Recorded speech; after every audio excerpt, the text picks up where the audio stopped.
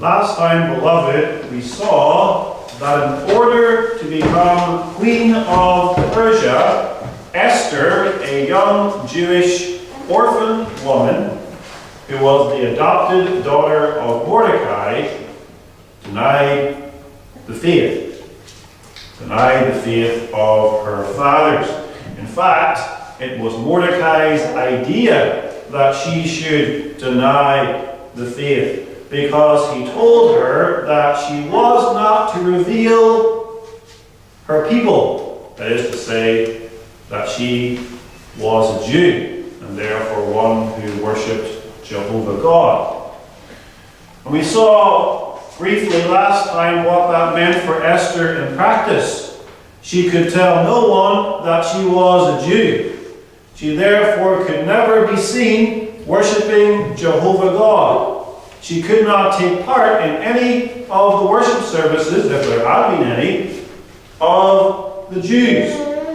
She would have to commit idolatry whenever her official duties as queen might require it. She could never keep the Sabbath day holy.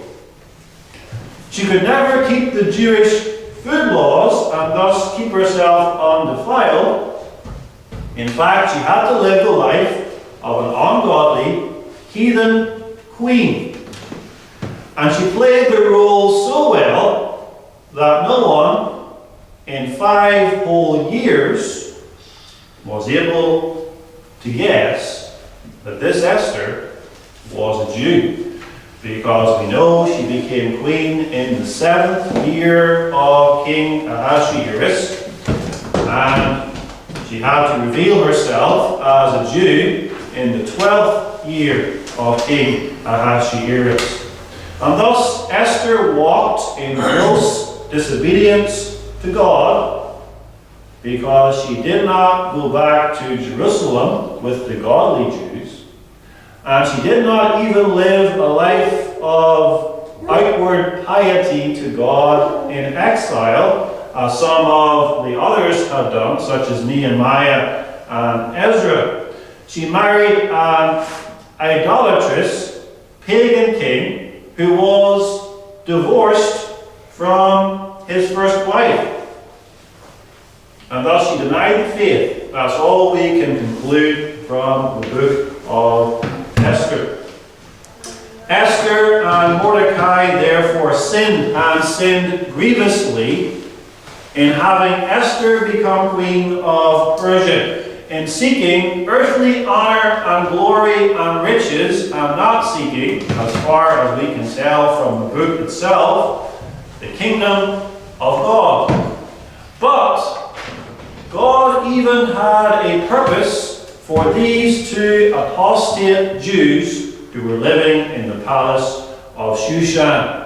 Remember, God's purpose is always to glorify himself through the salvation of an elect church in Jesus Christ. And God was using Esther and Mordecai, and we will see how later in the series, in order to ensure the deliverance of his people.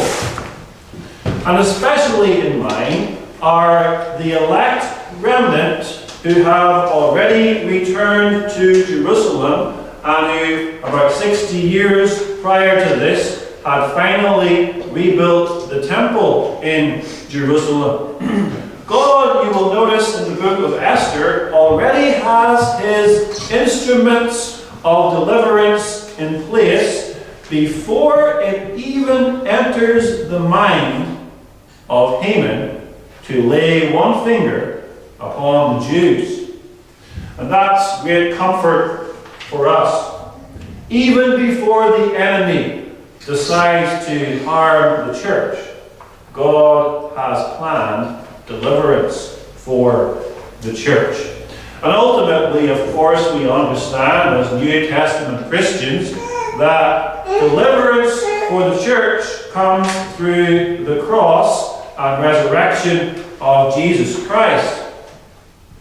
But if the elect remnant back in Jerusalem, who have just built the temple, are destroyed, as Haman desires that they should be destroyed, there cannot be a coming of Jesus Christ, because that would wipe out the entire line of David, and the seed of Abraham therefore cannot come.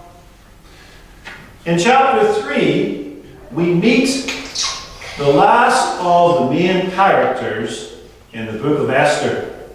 We've met Ahasuerus the king, we've met Esther and Mordecai, and now we meet the villain of the piece, we can call him Haman. Haman, the son of Hammedatha, the Agagite, as he is called, and often in the book of Esther it is added, the Jews' enemy. Verse 10 says that. And in this chapter we see that Haman plots the destruction of not only Mordecai, who is his personal enemy in chapter 3, but that's not enough for Haman. He decides to plot the destruction, the utter annihilation of every single Jew on the face of the earth. And that would include the Jews who are at this time in Jerusalem. Haman does not know that Esther is a Jew. Not even King Ahasuerus knows that Esther is a Jew. Haman does not know either the complete implication of his own evil plot. He is a mere man. He is motivated by sinful pride and envy and hatred. But there is another working behind the scenes who understands the full implication of Haman's plot. And that, of course, is the devil himself. The devil sees Haman as a perfect opportunity for him to attack Jesus Christ.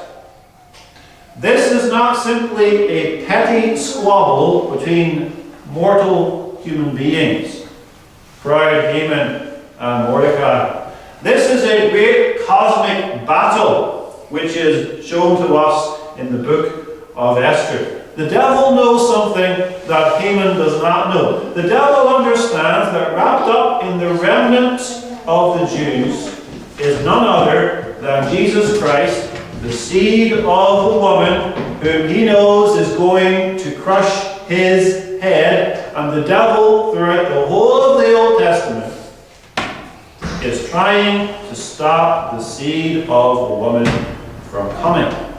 He knows that if the seed of the woman comes, that spells his own personal doom. And that's how you must understand all of the struggles in the Old Testament. Why the devil is always attacking the Jews. What is the significance of this group of Jews? Because Christ is in the Jews. And if the Jews are killed, Christ cannot come. And so in this history of Esther, as in all of Old Testament history, we must see our salvation.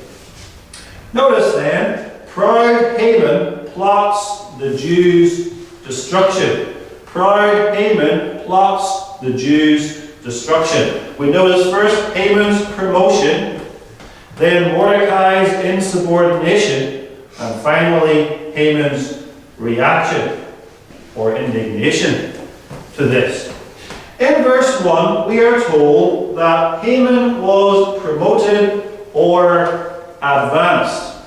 And we know that this happened sometime after Esther was crowned queen. After these things tells us that most likely Haman was promoted in or around the 12th year of King Ahasuerus, because things seem to move pretty quickly after Haman reaches his position of power.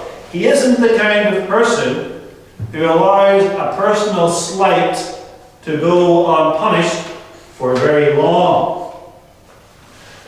Now this ought to surprise us, this first verse in chapter 3. After these things did King Ahasuerus promote Haman.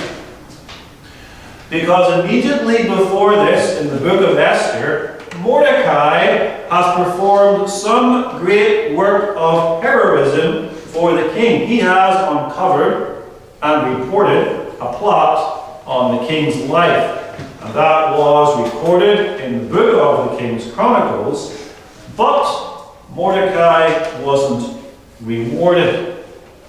We would have thought, therefore, Mordecai would have been advanced and promoted above all the servants of King Ahasuerus. Perhaps that's what Mordecai hoped. Perhaps that's what Esther hoped. But Esther's influence on the king is not as great as Mordecai and Esther may have expected. In fact, Haman appears in the book of Esther somewhat out of the blue.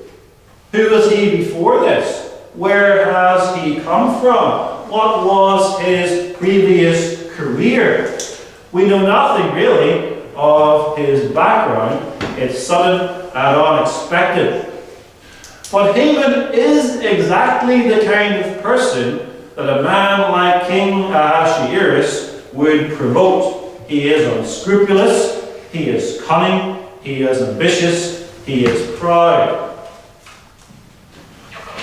And King Ahasuerus needs someone like that to be his right-hand man. Because, as we have seen from the character of King Ahasuerus, he isn't a very decisive person. He requires someone's advice to make the smallest of decisions. And here we have Haman, who is, in many points of view, from an earthly point of view, an excellent candidate to be the Prime Minister of Persia. He is efficient, he is resourceful, he is ambitious, he is qualified in many respects to be an advisor to the king. But he's wicked, he's cruel, he's petty, he's greedy, and he's proud. In fact, he's very much like King Ahasuerus himself. But we must remember that behind the scenes, Jehovah God is working. Yes, King Ahasuerus promoted Haman, the son of Hammedatha, the Agagite, to this position of power. But really, Jehovah God is the one who took Haman and promoted him and advanced him in the kingdom of Persia. It was not an accident. It was not chance or a quirk of fate that leads Haman to this position of power. God is sovereign over this. And God, of course, is sovereign over everything. God is sovereign over who leads this country. God is sovereign over who will win the presidential election in America in November, God willing. And God uses all kinds of means to bring the people of his choice to the positions in which they find themselves. How did Haman get to be promoted? Did he gradually work himself up from the bottom of the pile? Or did he ruthlessly climb the ladder of success, trampling those under him? Or did he perhaps perform some great honor for the king, which is now being rewarded? We don't know. But in the providence of God, it happens. And God is able to use all kinds of means to elevate someone to a position of power today. Sometimes he uses the democratic process. God, remember, is in control of every single individual citizen of every country and determines who they vote for. And in that way, he brings someone into power. Or perhaps God is able to bring about in his providence some kind of military coup which kills the previous leader. Whatever way God chooses, God is able to bring someone into power. Not necessarily a good person, but someone who he has chosen for that particular situation at that particular time. We must not think either that God had a favorable purpose with Haman, that God loved Haman, that God wanted to show mercy and grace toward Haman, and that's why God brings him into this position of unrivaled power and influence, where he becomes, you could say, almost the second most powerful man in the world at that time, because King Ahasuerus had a kingdom of 127 provinces, and Haman was the second in control. And really, Haman is the prime minister, the right-hand man of the king, the one who makes all of the decisions, the one who runs the kingdom. Similar to what Daniel had been in his day, and what Joseph had been in his day in Egypt. And in fact, there was no one who had more influence and power over the king than Haman. And that includes Esther herself. Because Esther really was only a trophy wife. Women had very little influence or power in those days.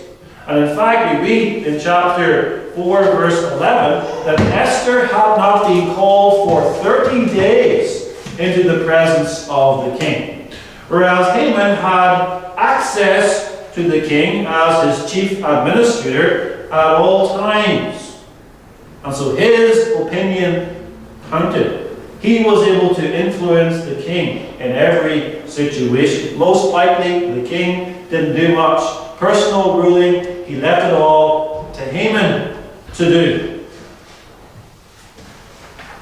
And that's very disturbing, that such a man would have such power, and such a man who is the enemies of the Jews would have such power. But we ought not to be disturbed, because we ought to remember that God is always working for the deliverance and salvation of his church. God might sometimes, and he has in history, raise up wicked people in power who will persecute his church for a time, but God never has in mind any harm to his church. And even persecution works for the good of his church. Haman worked for the good of God's church.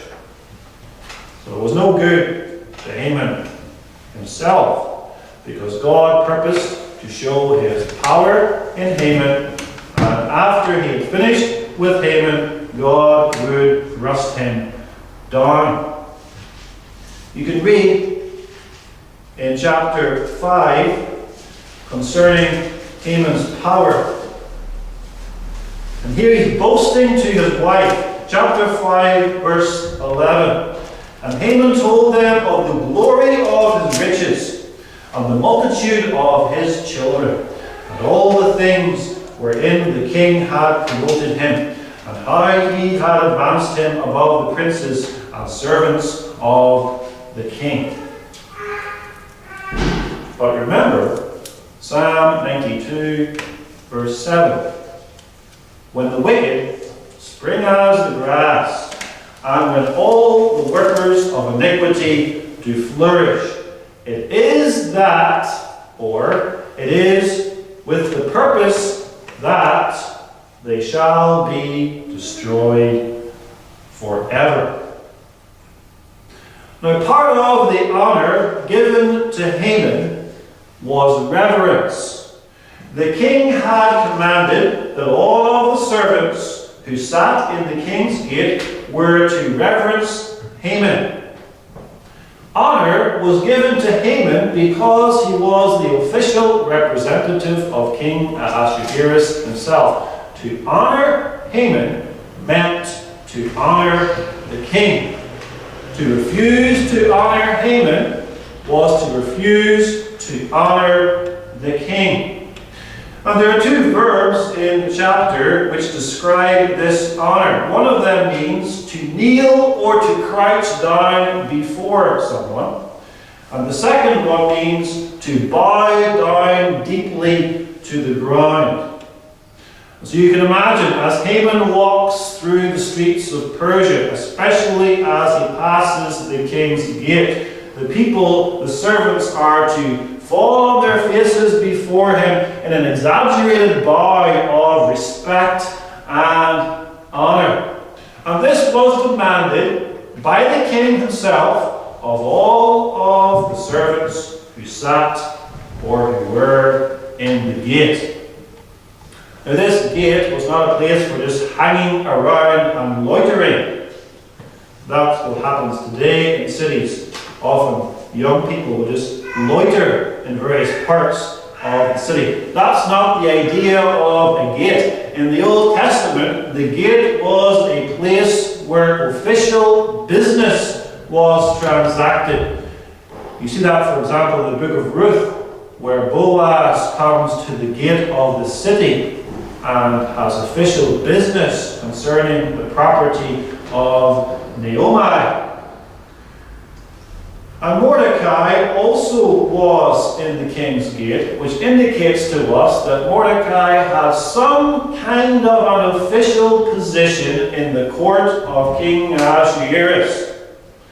He certainly was not as high up in the ranks as Haman, most likely a low-class member of the king's servants, but he was a servant nonetheless. He wasn't someone just hanging around at the gate, and this gave him a certain amount of access to the king, not much, but some, and especially gave him access to Queen Esther, so he could see how she was getting on, so he could pass to her messages, as we'll see in the next chapter. So here's Haman at the height of his power. And power sometimes goes to a person's head. And as we shall see, that is certainly the case with Haman. And everyone who passes by Haman is supposed to bow down before him. But there was one exception to this bowing and scraping before Haman. Mordecai, verse 5 tells us, Mordecai bowed not, nor did him reverence.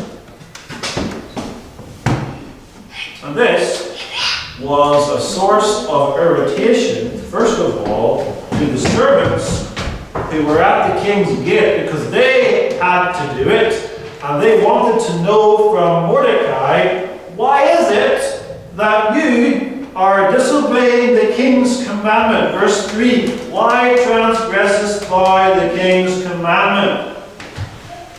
They asked this more than once. They asked this day after day, always asking Mordecai to give them an explanation. Why is it that you are always transgressing the king's commandment? Why won't you show the proper commanded respect for Haman? But Mordecai, we're told, wouldn't listen to them. His only answer was, I am a Jew. I am a Jew. And so the servants of Haman point this out to Haman himself to see whether Mordecai's matters will stand. Interestingly, Haman doesn't himself seem to have noticed that Mordecai will not show him the commanded respect. Now why? Why did Mordecai refuse to reverence Haman in the way in which King Ahasuerus had commanded? And more importantly, for our consideration this morning is, was he right to refuse to reverence Haman? Was this an act of piety on Mordecai's part? We've seen already that Esther was guilty of terrible transgressions because she refused to reveal the fact that she was a Jewess. and therefore couldn't worship God correctly. But what about Mordecai? Many people, in fact, the majority of people that I have come across, who want to say about Mordecai and Esther that they are both pious, God-fearing Jews, are quick to commend Mordecai for this. And their response to this is to say, you see, Mordecai wished to honor God and would not give to this Haman the honor that is due alone to God, because this really amounts to the worship of a man. To bow down before Haman would be to worship him. And so Mordecai, we are told, is as courageous and ought to join the Hall of Fame with Daniel and his friends before him. Remember Daniel. He would not pray to Darius when a law was made that no one may pray to any god except Darius the king. Daniel deliberately went home, opened the doors of his room, and prayed toward Jerusalem as had always been his custom. And the consequence for Daniel was he was cast into the den of lions. Or Shadrach, Meshach, and Abednego, they were commanded with all the rest to bow down before a huge golden statue of Nebuchadnezzar. And when they refused and confessed before the king why they would not do this, because they worshipped Jehovah God, they were cast into a burning, fiery furnace. And so Mordecai should really join with those heroes of faith. He refuses to bow down before Haman the Agagite. Perhaps, as you grew up reading this book, this was your view too. It certainly was mine. Now the argument for this is that the verb do reverence in our text, in this chapter, is often translated worship, and is often used of the worship of God. And therefore no Jew could in good conscience worship Haman, because that would be idolatry. You may not worship anyone but God. Now it's true that this verb does mean worship in the context of worshipping God, but it does not always mean worship. Are we to believe that King Ahasuerus took a man called Haman and elevated him up in his kingdom to a position where he had to be worshipped as a god, as a representative of the king himself, who therefore also would have to be worshipped as a god, and then later he takes Haman and hangs him on a gallows? Is that how you treat a god? But more importantly, we have the behavior of Mordecai in the rest of the book of Esther. In chapter 6, Mordecai is paraded through the town on the king's horse and given all kinds of honors. Does Mordecai refuse to receive that honor? No. And then later in chapter 8, Mordecai will be given the office, the position, and all of the honorable trappings of the office of Haman once Haman is put to death. Which means that the people will have to bow down before him in exactly the same way as they had bowed down before Haman. We read nothing in this book that Mordecai refused such honor given to him. And besides, Mordecai was willing to allow his adopted daughter Esther to bow down before Haman, because certainly as the queen, she would have been commanded to do that as well, and she would have been commanded to bow down before the king himself. If it's okay for Esther to do it, why would it be wrong for Mordecai to do it? And in fact, this verb to reverence or to bow down or to worship is used throughout the Old Testament to describe an activity of many of the saints of God which has not implicated them in idolatry. Here is a quick list which is by no means exhaustive. Abraham bowed down before the children of Heth in Genesis 23 verse 7. Jacob bowed before Esau in Genesis 33, 3 and 6. Joseph's brothers bowed down before him when he was the governor of Egypt, Genesis 42, verse 6. Joseph himself bowed down before his own father in Genesis 48, verse 12. Moses bowed down before his father-in-law Jethro in Exodus 18, verse 7. Ruth bowed down before Boaz in Ruth 2, verse 10. David bowed down before Jonathan, his friend, in 1 Samuel 20, verse 41. David bowed down before Saul in 1 Samuel 24, verse 8. Abigail bowed down before David in 1 Samuel 25, 23. Mephibosheth, Joab, Bathsheba, and Nathan all bowed down before David.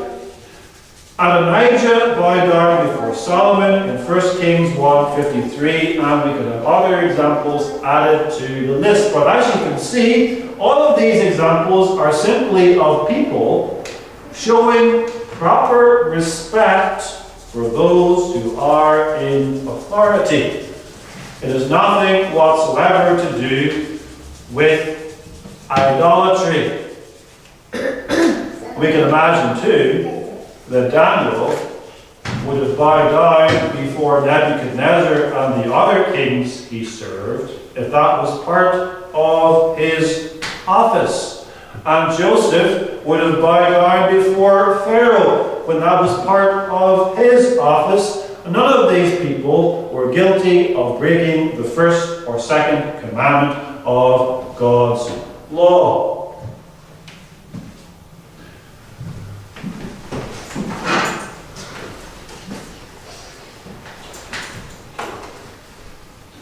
The Apocrypha again. Remember our discussion of the Apocrypha last week?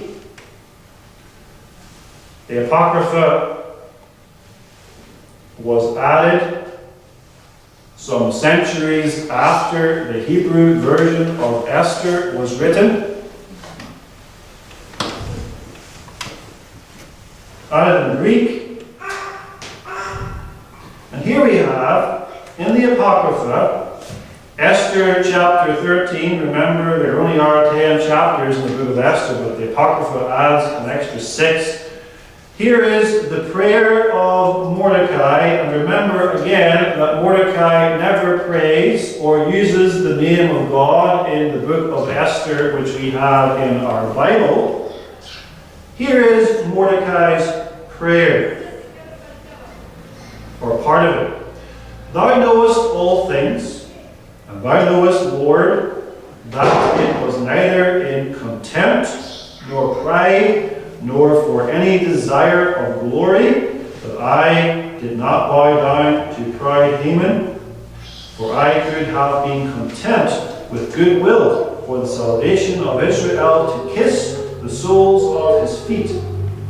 But I did this, that I might not prefer the glory of man above the glory of God, neither will I worship any but thee, O God, neither will I do it in pride.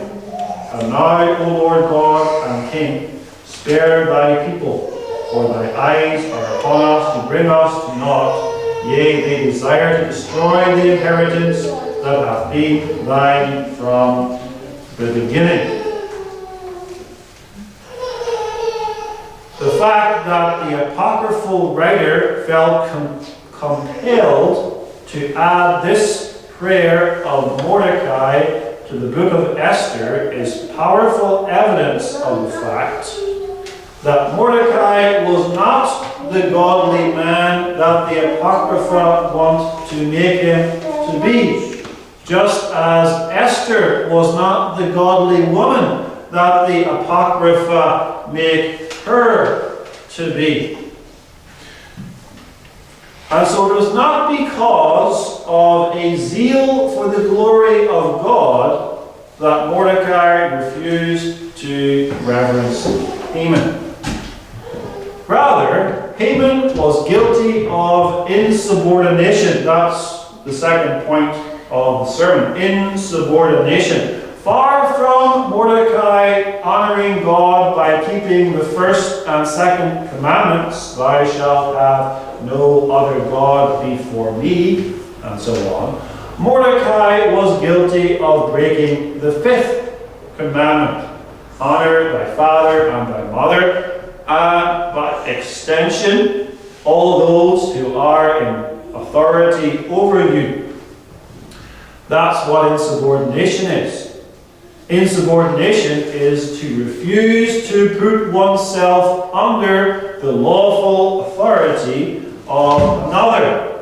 Whether you are insubordinate to your parents in the home, or insubordinate to your husband in the home, or insubordinate in school toward your school teacher, or in the workplace, insubordinate against your boss, or in the state, insubordinate against those who are in authority in the government, or the police, or so on.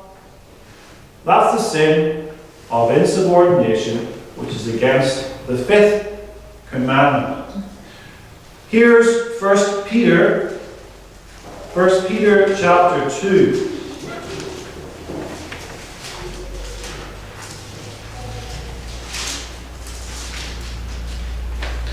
Peter chapter 2, verse 13.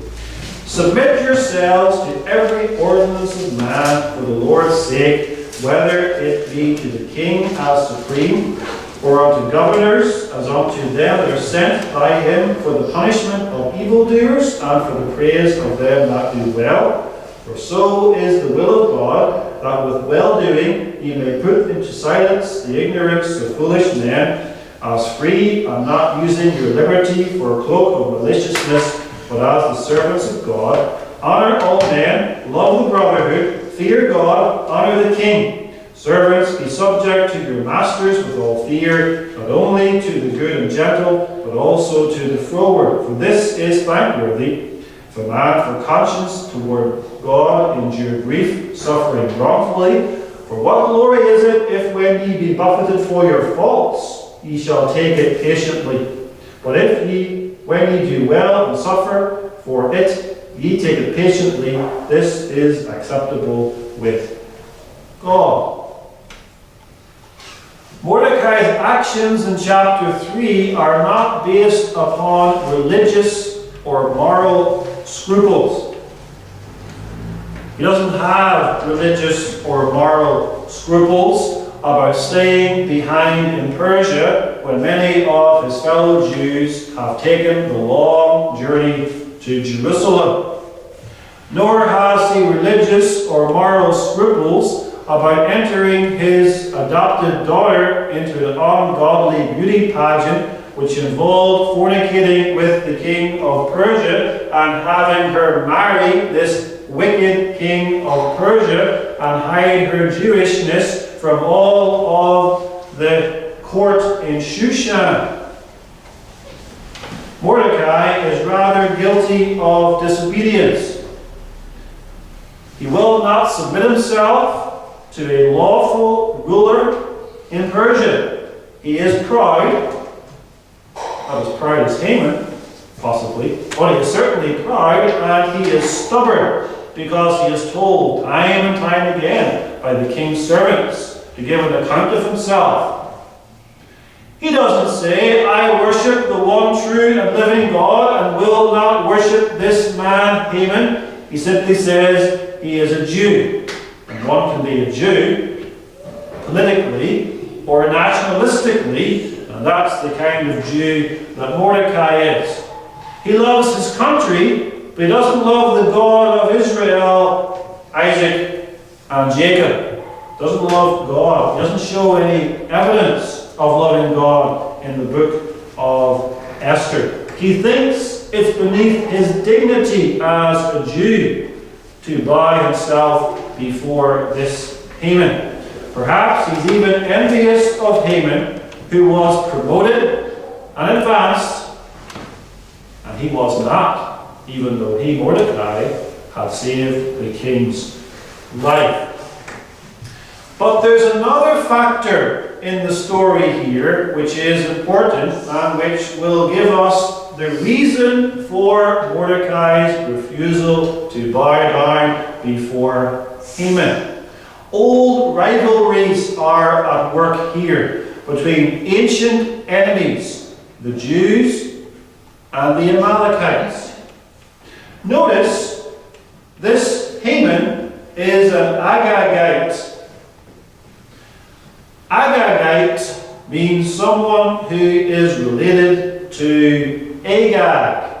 And Agag was the king of the Amalekites. Just as Pharaoh is the name of the king of the Egyptians, so Agag is the name of the kings of the Amalekites. And Amalek was the grandson of Esau, and Esau was the reprobate twin brother of Jacob. It's interesting and striking in the Old Testament to notice that those nations which are closest to Israel and are closest to the covenant of God, but are not in the covenant of God, are the most bitter enemies of the Jews. The Edomites and the Amalekites, the Moabites and the Ammonites, all of them are related in some way to Abraham, but are not part of the covenant of God, and they are bitterly opposed to the Jews. This is true with Amalek, the Amalekites, and the Israelites. There was a long history of war and hatred. Who were the first to attack Israel as they came out of Egypt and entered into the wilderness? The Amalekites. They were the first. And God records in Deuteronomy chapter 25 what the Amalekites did. Deuteronomy 25 verse 17. Remember what Amalek did unto thee by the way, when ye were come forth out of Egypt, how he met thee by the way, and smote the hindmost of thee. He came back, the back as it were, sneaking behind them, and attacked them when they were weakest at the back. Even all that were feeble behind thee, when thou wast faint and weary. Attack them when they were down, as it were. Cowardly attack. And he feared not God. Therefore it shall be, when the Lord thy God hath given thee rest from all thine enemies round about, in the land which the Lord thy God giveth thee for an inheritance to possess it, that thou shalt blot out the remembrance of Amalek from under heaven. Thou shalt not forget it. And then in 1 Samuel 15, when Saul was the first king of Israel, Saul was given the commandment to destroy the Amalekites. But of course we know that Saul failed to keep that commandment of God and spared some of the Amalekites, especially King Agag. And then Samuel the prophet put King Agag to death. Now you might think that that would be the end of the Amalekites, After all, Agag was put to death by Samuel, finishing off the work that Saul had failed to do.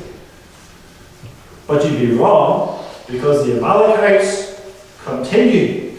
It appears that Saul's disobedience was more widespread than you might think.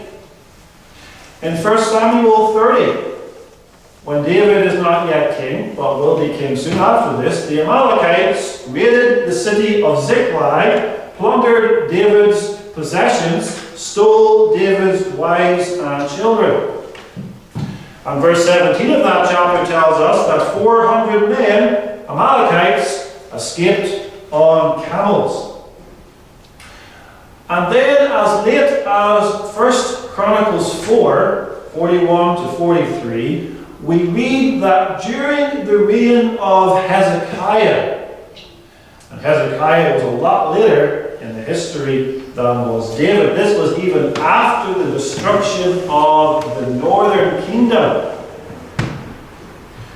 That during his reign, there was also a raid upon Mount Seir, where the Edomites lived, and during that time they destroyed the Amalekites as well. So it should not be surprising to us that even this late in the history of the Old Testament, there are still a few surviving Amalekites, and indeed someone who is a descendant of King Agag himself.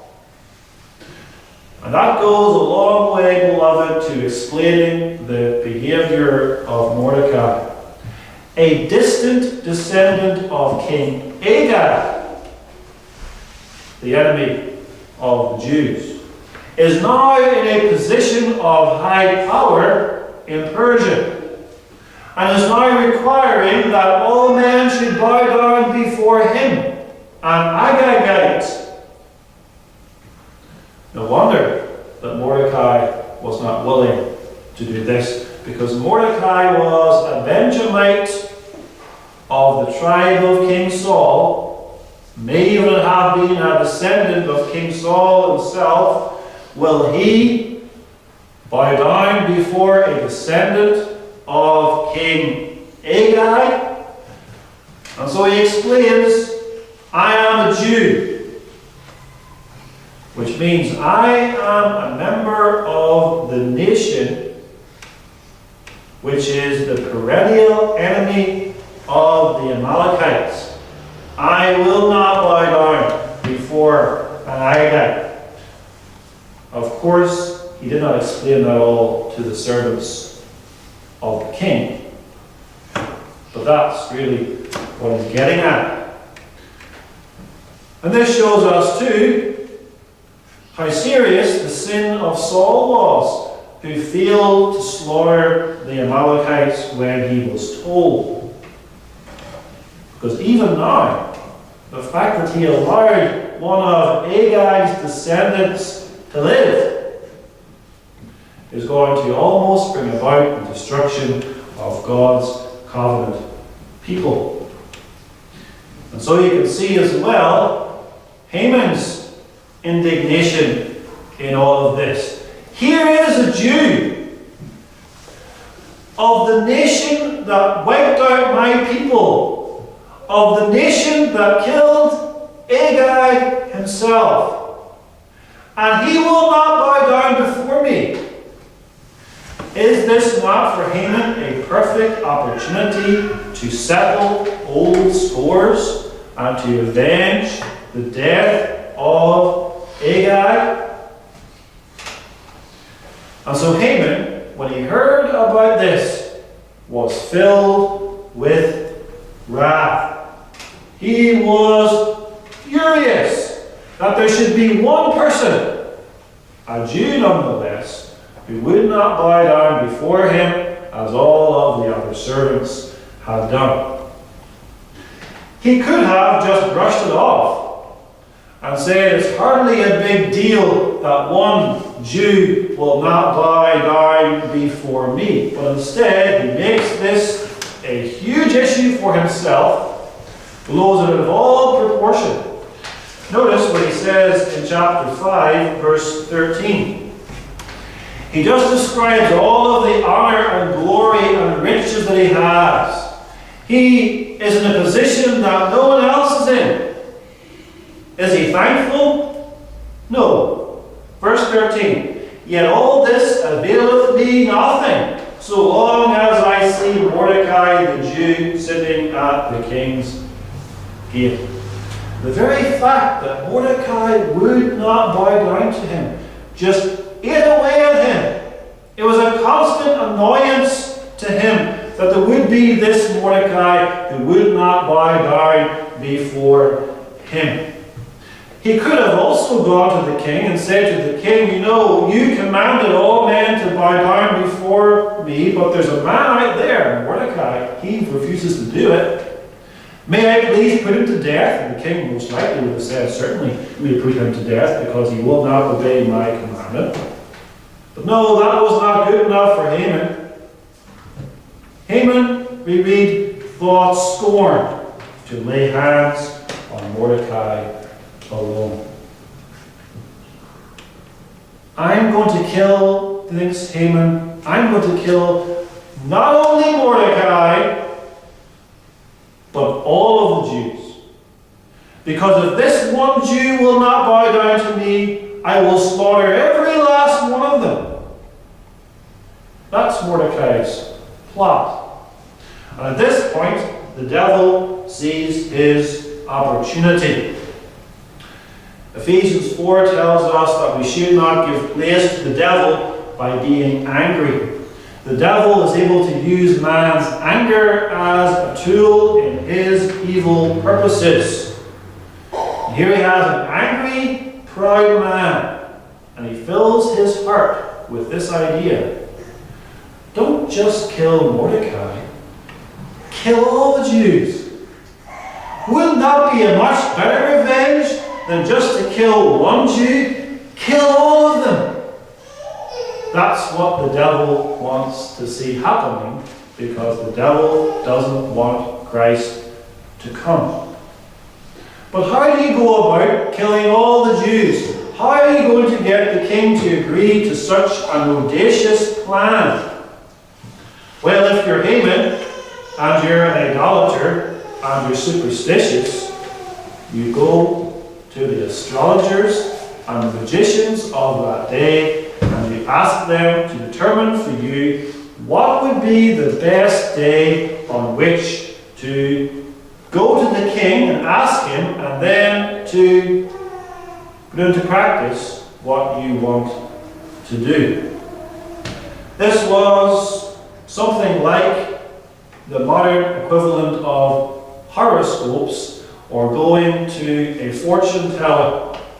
Some people will not make any major decisions in life unless they consult these kind of things.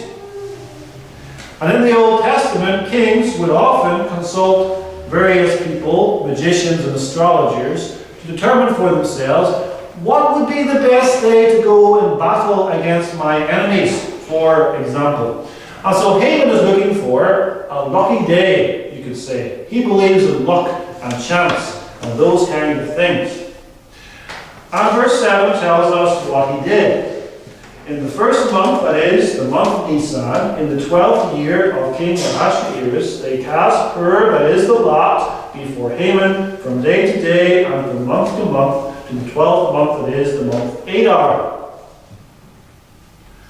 Now don't imagine that Haman sat there for a whole year waiting to find out what the lucky day might be. Think rather of dice, and perhaps a board with all the names or numbers of the days written on it and all the months, and casting these dice until finally a month was determined and a day was determined, and that would be the day on which the slaughter of the Jews should take place. And the day fell upon the 13th month and the 23rd day. The 12th month and the 13th day. The 12th month and the 13th day was to be the day of slaughter of the Jews. And then, once that's been determined, He goes to the king knowing that luck is on his side. And we notice that the decree was written and sent out on the 13th day of the first month.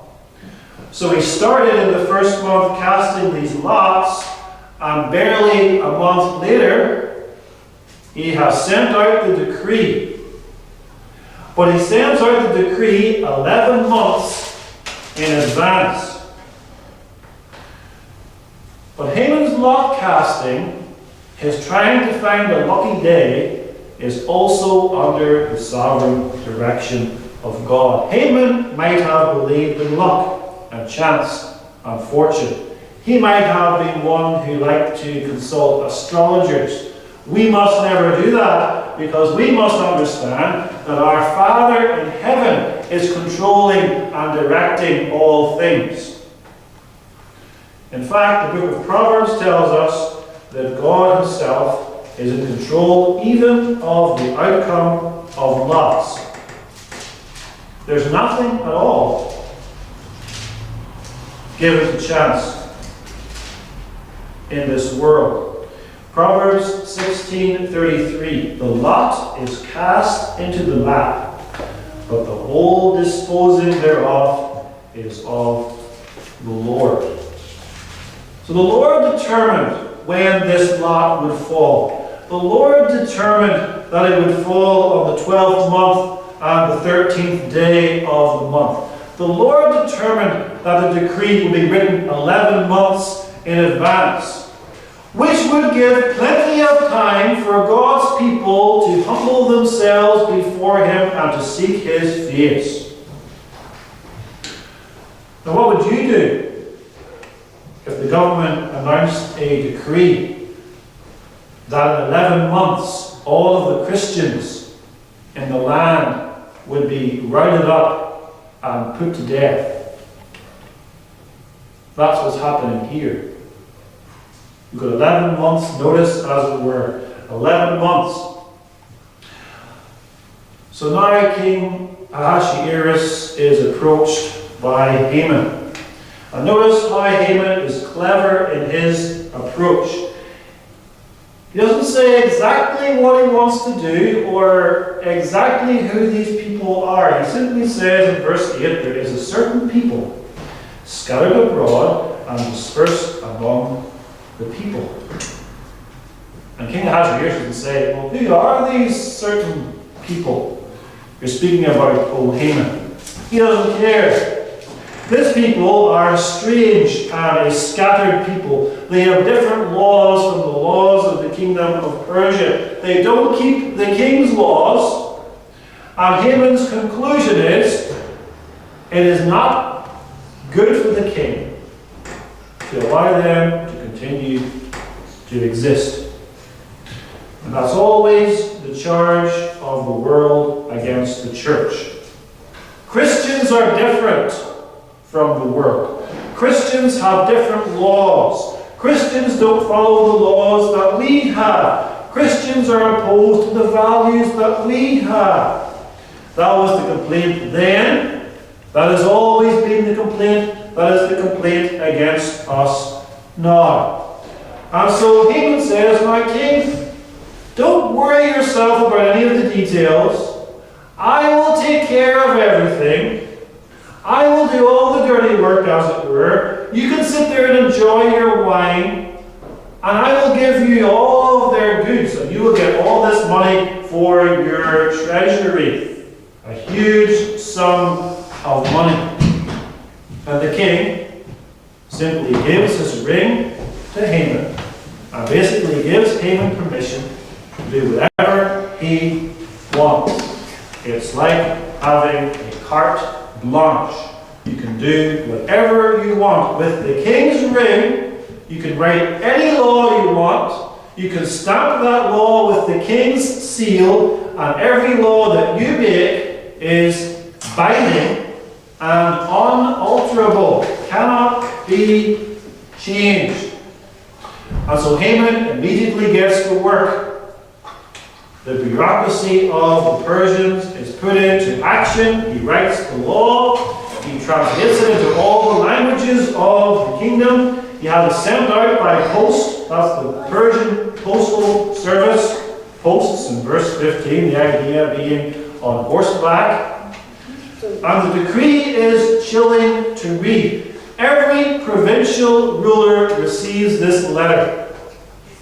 They are to destroy, kill, and cause to perish all Jews. And not one Jew is to be left out. No one is to be spared. Young and old, little children, and women.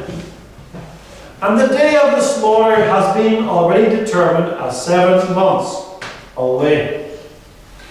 So you can imagine the enemies of the Jews throughout the kingdom of Persia must have been filled with joy. Here, long last, they have been given permission by the king himself to kill all of the Jews and to steal all of their property. So the king and Haman sit down to drink. Haman is congratulating himself on his cleverness, and the city of Shushan is perplexed. And just think of the reaction in Jerusalem. Jerusalem is not mentioned in the book of Esther, but there too, the people of God must have been perplexed. For 45 years or so prior to this, they had finally rebuilt the temple after much struggle. And now it all seems to have been a complete waste of time. They're going to be slaughtered, mercilessly slaughtered in 11 months. Men, women, and children wiped out in one day. What becomes of God's temple then? What becomes of God's covenant promises then? What becomes of the seed of the woman, the promised Messiah? And where is there any escape from such a law? This law is the law of the king of Persia. He is the most powerful man in the world. And this law cannot be changed, because no law of the kings and Persians can be changed. And how the Samaritans, remember the Samaritans had tried to stop the building of the temple for many years before this, how they must have rubbed their hands in glee, or thanked their lucky stars that finally their dreams had come true. And how the devil must have congratulated himself as well, because now he has a perfect scheme to destroy all of God's people. There's hardly any of them left. There's only a remnant. He only has a little bit of work to do. And finally, all of the people of the Jews are destroyed. But God, of course, is faithful. And God will not permit his people to be destroyed. Because Jesus Christ will come. And no proud Haman will be able to stop it. Amen. Pray. Father in heaven, we thank thee that thou art sovereign over all things, even the smallest of details, that all things therefore work together for our good, and that no one can pluck us out of the hand of Jesus Christ, or out of the hand of our Heavenly Father, and no one can separate us from thy love. Forgive our sins, and keep us, and send thy Son Jesus Christ to deliver us for Christ's sake. Amen. Amen.